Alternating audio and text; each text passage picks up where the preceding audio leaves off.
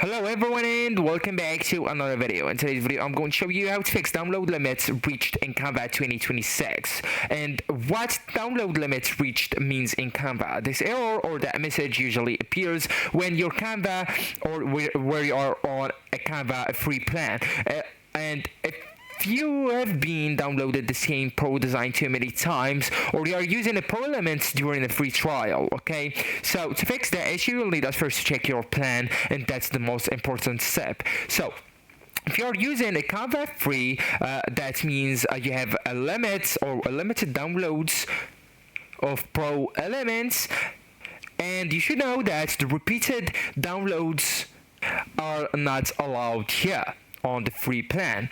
And if you're on the Canva Pro or Canva Teams, your limits are much higher and rarely hits unless extreme usage, okay?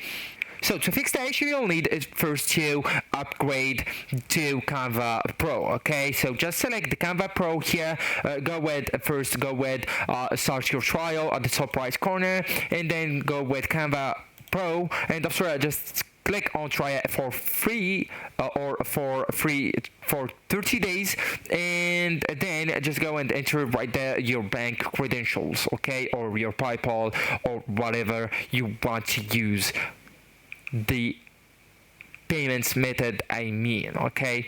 Or you can just remove all the pro elements from the design, okay?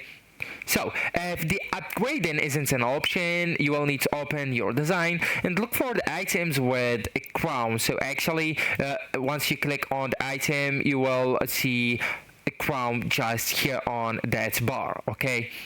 The photos, the videos, the icons, the fonts, and just replace them with free elements and try downloading again.